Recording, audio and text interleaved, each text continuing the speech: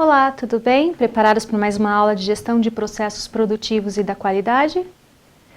Eu sou a professora Viviane Zabi e vou lhes falar hoje sobre planejamento da capacidade produtiva.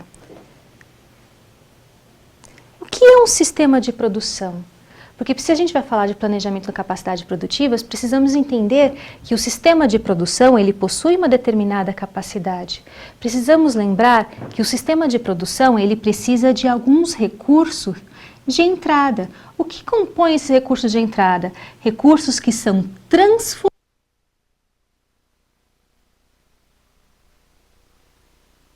Aqueles que podem ser manipulados, modificados, transformados de alguma forma. O que você pode transformar? Matéria-prima, você pode transformar mão de obra, informações, mas para transformar uma madeira em uma mesa, você precisa de recursos de transformação. O que são os recursos de transformação? É a instalação produtiva, equipamentos, a mão de obra você precisa para conseguir transformar alguma coisa. Então você precisa de todas essas entradas que serão transformadas em uma saída, que pode ser um produto e ou um serviço. O que a gente precisa lembrar também ao a gente analisar um sistema de produção? Todas essas entradas aqui geram um custo. E no final do meu processo, o que eu vou obter no final do meu processo? Uma receita. Então, se a gente perguntar, receita é entrada ou é a saída de um processo? Receita é sempre a minha saída, é o objetivo final do meu processo produtivo. Todas essas entradas aqui geram custos para a organização. Por que a gente precisa lembrar de sistema de produção para falarmos um pouquinho de capacidade? Vamos lembrar um pouquinho mais de alguma coisinha de classificação. A gente já viu que a gente pode classificar o sistema de produção quanto ao fluxo ou quanto à orientação do seu pedido, pelo tipo de atendimento. O produto ele pode ter um fluxo em linha, aquele fluxo contínuo, que só faz um único produto. Ou ele pode ser uma produção intermitente, aquela feita em lotes. Mesmo que uma mesma linha de produção, às vezes ela tem paradas. Eu tenho uma paradinha para começar a produzir um produto B. Estou fazendo o produto A, eu preciso de um tempo de setup para programar meus equipamentos para começar a fazer o produto B. Também acontece de ser um produto com posição fixa, que é um fluxo de projeto. Por exemplo, a construção de um navio, a construção de edifício. Você também pode classificar como pelo tipo de atendimento.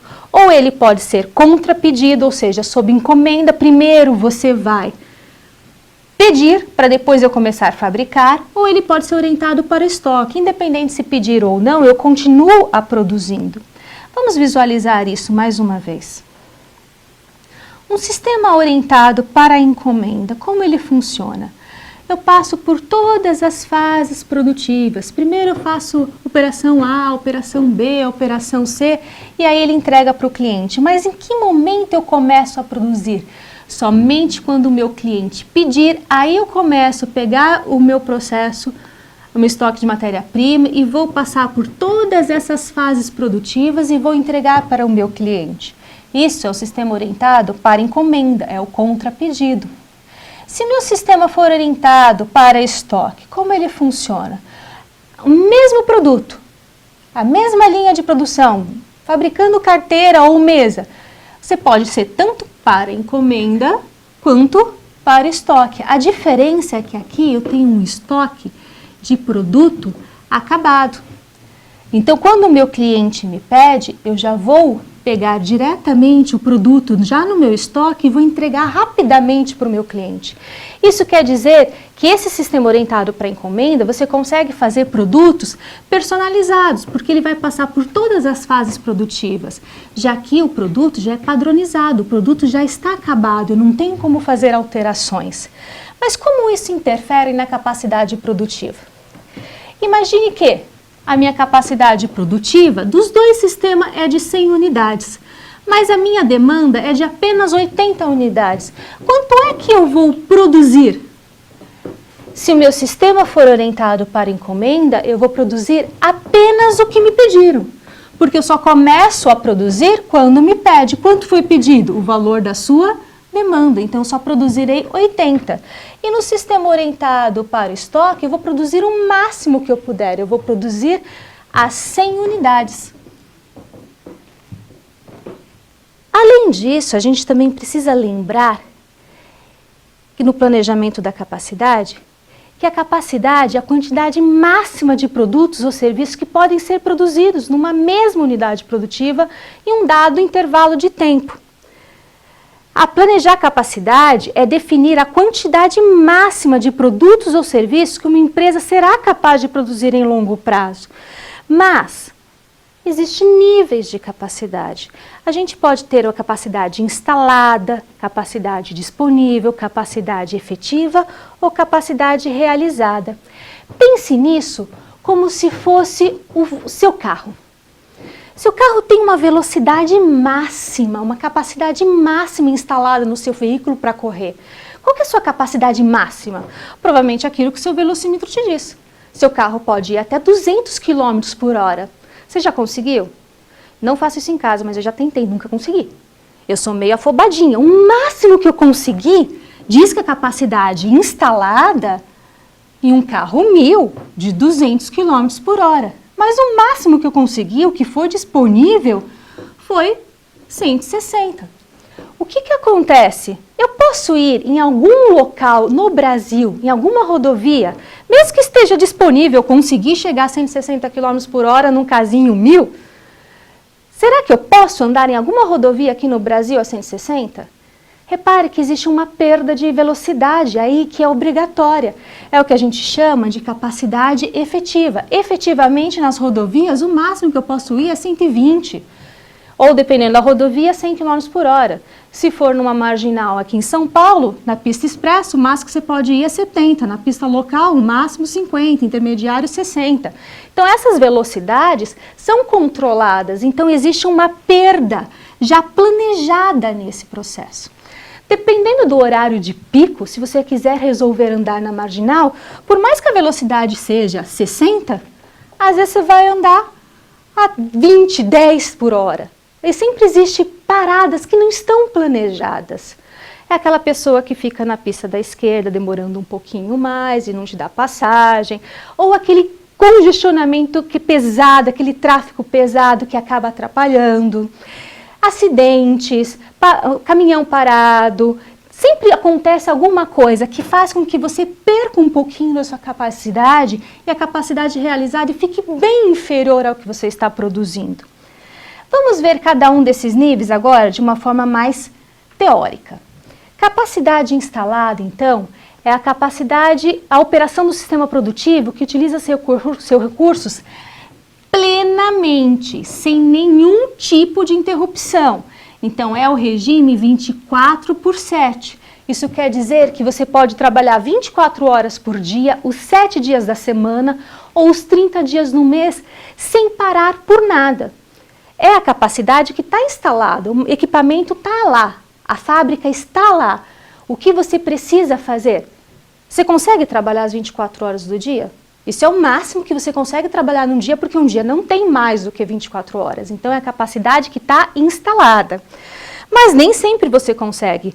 Por isso, é importante você calcular também a capacidade disponível, que é aquela capacidade teórica, é a capacidade de projeto, que considera a plena utilização dos recursos sem interrupção, mas como eles foram idealizados. Ou seja, você vai considerar aqui a sua jornada de trabalho. Por mais que você tenha 24 horas disponível para trabalhar no seu dia, quanto que foi disponibilizado para você trabalhar? 8 horas por dia, 5 dias na semana, ou dependendo da empresa, 6 dias na semana. Às vezes trabalham 6 horas, então você vai considerar sempre a sua jornada na capacidade disponível. Já a capacidade efetiva, você já começa a considerar aquelas perdas que já foram planejadas, interrupções que já foram planejadas no seu processo produtivo. Quais são os tipos que podem ocorrer? Manutenção preventiva, intervalo para descanso ou refeição, que já é previsto para a lei. O setup que nós falamos quando você trabalha em um regime de produção por lote, existe tempo para fazer ajustes no equipamento. Amostragem de qualidade, isso é importante a gente ressaltar. O que significa amostragem de qualidade?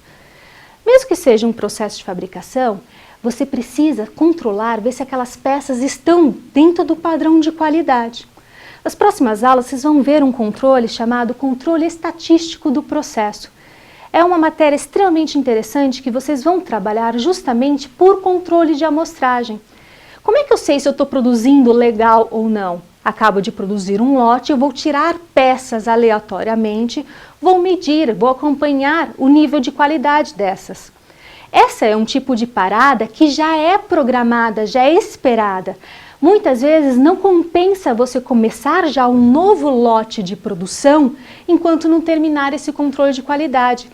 Porque se essas peças já tiverem com algum problema de qualidade, você já faz o ajuste no equipamento antes de produzir um novo lote com o mesmo problema.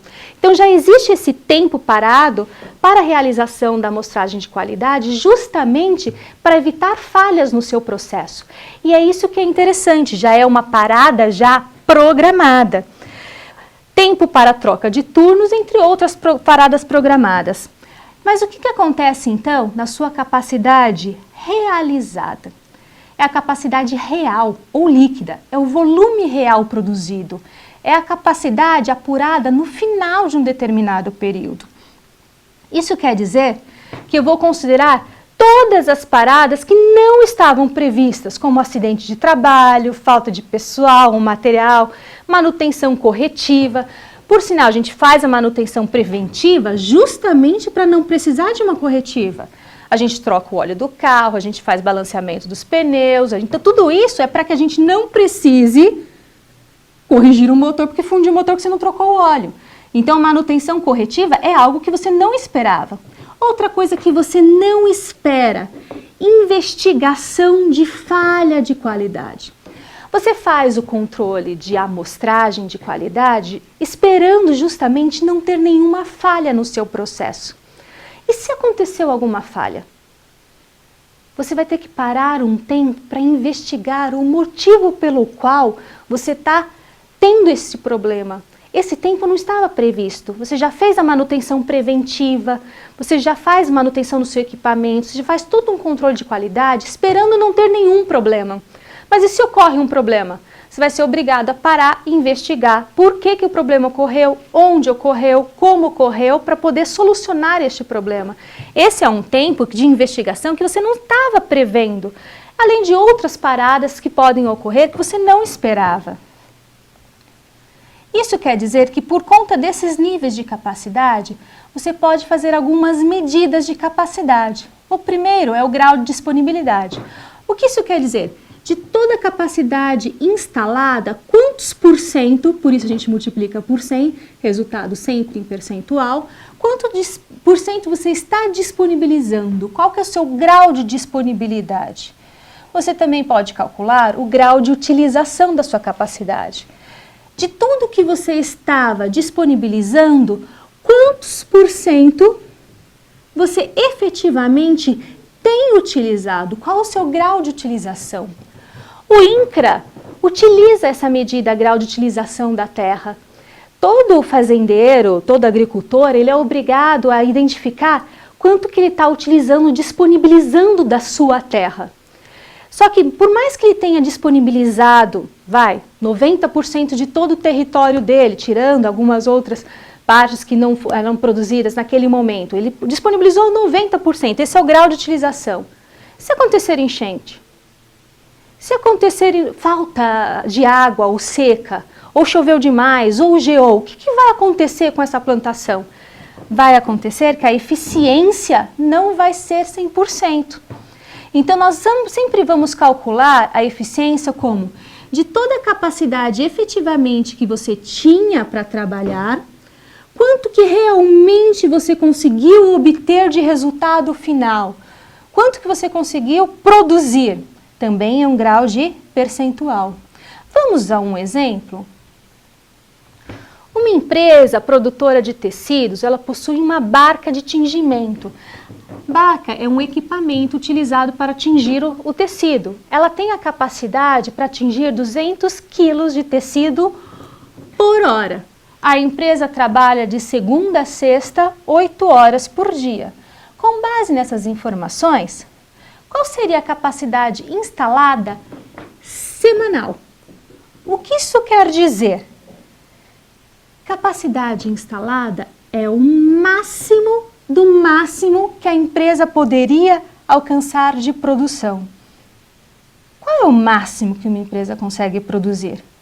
200 quilos por hora, as 24 horas por dia, os 7 dias da semana. A empresa seria capaz de produzir até 33.600 quilos na semana. Mas a empresa ela não está trabalhando as 24 horas por dia, os 7 dias na semana. Ela tem apenas 8 horas por dia de segunda a sexta. Então, qual é a capacidade disponível? Quanto que foi realmente disponibilizado para a produção? 200 quilos por hora, 8 horas por dia, os 5 dias na semana. Ou seja, eu vou conseguir produzir apenas 8.000. Olha a diferença de produção, porque você está trabalhando com apenas um turno e apenas de segunda a sexta. Você poderia produzir até 33.600 quilos, entretanto você está produzindo apenas 8.000. Isso nos faz pensar que o grau de disponibilidade pode ser calculado como capacidade disponível, que são os 8.000, dividido pelo capacidade instalada, 33.600 vezes 100. Você está disponibilizando apenas 23,81% de toda a sua capacidade que foi instalada. Você pode ampliar ainda mais essa capacidade instalada. Se continuarmos neste mesmo exemplo, imagine que na última semana a empresa precisou parar 2 horas para realizar manutenção preventiva. Vocês se recordam que eu poderia ter produzido 8.000. Mas se houve paradas, significa que eu não vou conseguir produzir esses 8.000. Isso vai mudar para a minha capacidade efetiva, que eu vou considerar o quê? Paradas programadas, manutenção preventiva já era uma prevista, já era uma parada já programada, já planejada. Se você vai ficar 2 horas parado, como a gente pode calcular isso? Cada hora parada você conseguiria produzir 200 quilos. Logo, o que você não conseguiu produzir? 400 quilos a menos. Isso quer dizer que sua capacidade efetiva foi de 7.600 quilos por semana. Os 8.000 menos os 400. Isso também nos permite calcular o grau de utilização. Grau de utilização é sua capacidade efetiva, 7.600, dividido pela sua capacidade disponível, vezes 100. Isso quer dizer que o seu grau de utilização dos seus equipamentos foi de 95%. E se acontecer ainda, na mesma semana, mais paradas que não estavam previstas, ficou parado 1 hora devido a um acidente de trabalho e mais 2 horas no total devido a atraso do pessoal, por causa de trânsito chegou atrasado ou demorou para voltar do almoço. Somando todas as paradas, no total você ficou 3 horas que você não produziu. Você vai conseguir produzir toda aquela capacidade que você estava esperando de 7.600? Você vai acabar produzindo um pouco menos. Quanto menos? Se eu tive paradas não programadas no total de 3 horas e cada hora você faz 200 quilos, você ainda não produziu 600 quilos nessa semana. Isso quer dizer que sua capacidade realizada foi de apenas 7.000. Qual foi a eficiência, então, deste sistema? A eficiência é calculada como capacidade real dividida pela capacidade efetiva, ou seja, 7.000 dividido por 7.600 vezes 100. Isso quer dizer que a eficiência da empresa foi de 92%. Qual é o índice de eficiência mais apropriado? O ideal é que sua eficiência seja sempre 100%. Ah, mas alguns podem dizer, será que não é melhor ser mais eficiente do que 100%? Eu lhes digo o seguinte, se ocorrer de a sua eficiência for maior do que 100%, isso pode ser um indicador interessante para você. Primeiro, pode indicar que talvez algumas paradas que estavam previstas, elas não ocorreram. Isso fez com que você produzisse mais do que você estava esperando produzir. Se a eficiência é menor do que 100%, isso quer dizer que teve paradas não programadas no longo desse processo que precisam ser evitadas. E se você produz mais do que 100%, na eficiência maior do que 100%, pode ser que sua base de cálculo precisa de ajustes, que a máquina tem mais produtividade do que tinha anteriormente, o que é um sinal bom, mas aí você precisa ajustar a sua base de cálculo. Ou pode indicar que alguma manutenção preventiva não foi feita, alguma parada que estava prevista não aconteceu, uma amostragem de qualidade foi feita em um tempo menor, aí você precisa ajustar a sua base. Então, ou ela nem foi feita, o que pode ser um problema. Então, sempre que a eficiência for maior do que 100%, é um alerta. Não fique feliz achando, nossa, estou produzindo horrores. Significa que você precisa verificar o que aconteceu para produzir mais do que estava esperando, se foi algum problema ou se realmente aumentou-se a produtividade. Vamos continuar um pouquinho falando de planejamento da capacidade com um assunto que alguns alunos costumam temer um pouquinho: gargalos no processo produtivo. Todo estágio ou fase produtiva que demora mais tempo para produzir uma unidade, em um dado tempo, produzirá uma quantidade menor do que os demais estágios. Pense nisso como uma ampulheta. Qual que é a função da ampulheta? A função da ampulheta é medir um tempo. O que acontece aqui? Por que nesse período demora mais? Porque você tem um gargalo. É um estágio em que produz menos, ou seja, passa menos areia por aqui. Isso faz com que demore mais tempo. Então, aquele estágio que demora mais tempo para produzir, o que vai acontecer? Vai sair uma quantidade menor, você produz menos. A função da ampulheta é essa. Mas e na produção? É bom ter gargalos na produção? São sempre ruins. O que isso significa? Que eu estou limitando a minha capacidade produtiva. Tem algum estágio que está fazendo com que todos os outros processos não consigam produzir tanto quanto poderia. Vamos ver um exemplo disso.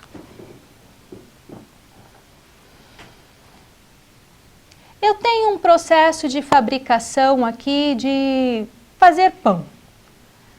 Primeiro eu vou misturar os ingredientes, então eu misturei 120 quilos de farinha, massa e tudo mais. Depois que eu misturar, eu vou colocar no forno de descanso para fazer a massa crescer. Quanto que cabe nesse forno de descanso? Cabe apenas 80 quilos. O que vai acontecer? Adianta eu misturar 120 quilos se na próxima fase eu só vou conseguir produzir 80, colocar 80 no forno? Repare que vai ficar sobrando aqui. Você vai acabar tendo um estoque de produto semi-acabado. Pode até acontecer dessa mistura estragar, então você já não vai produzir tudo isso.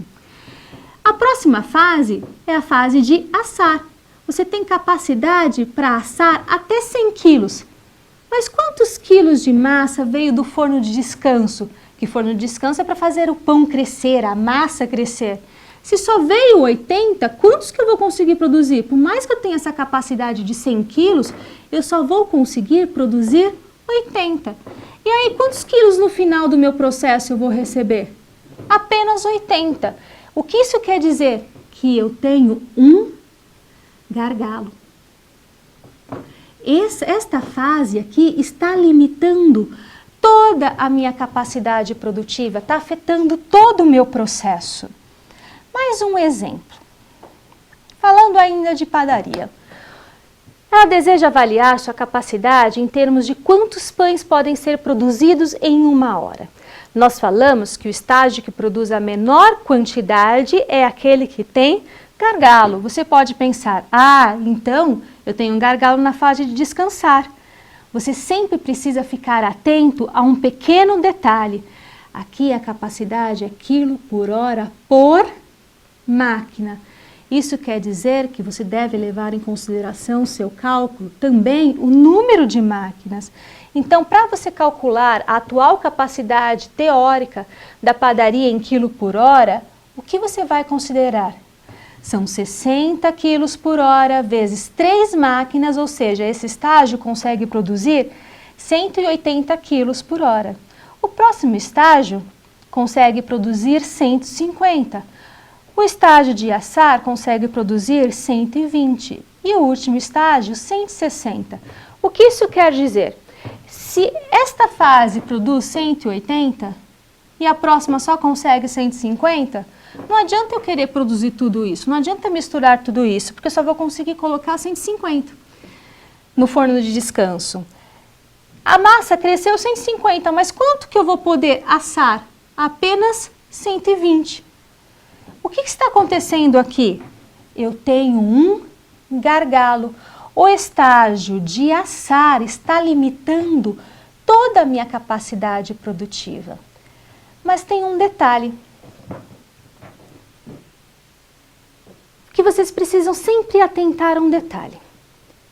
Quando realmente você tem gargalo ou quando você tem apenas um limite de capacidade.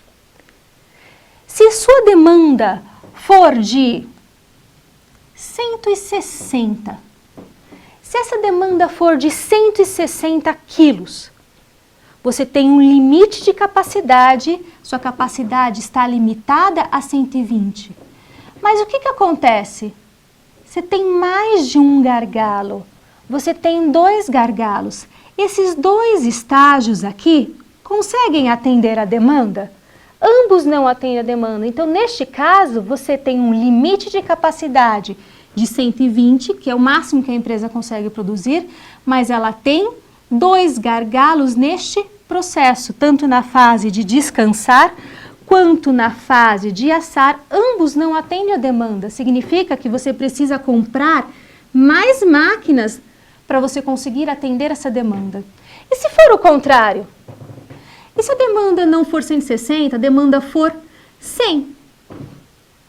Você tem gargalo?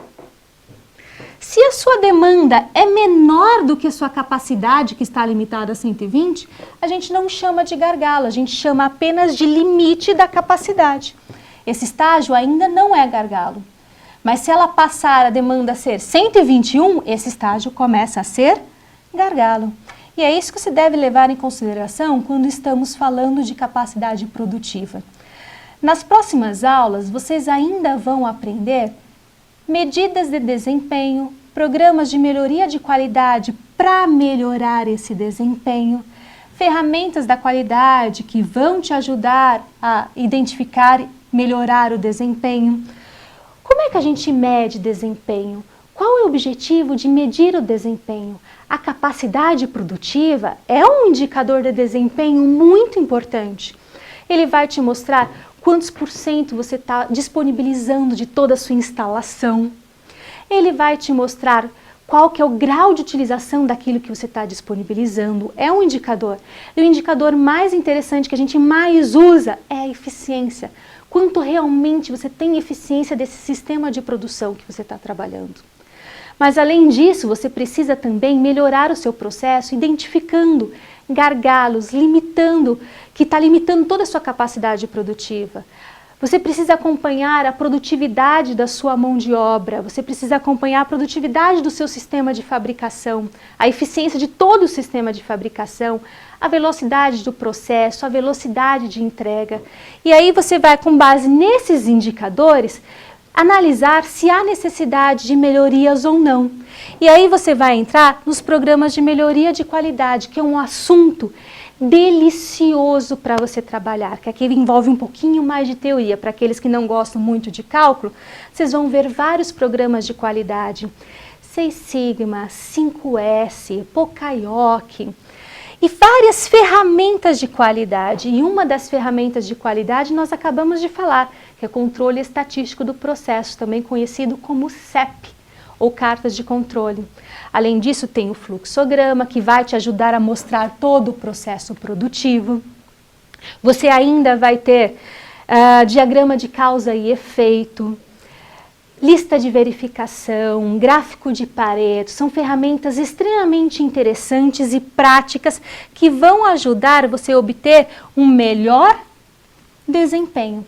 E é esse o objetivo de toda essa disciplina desse semestre.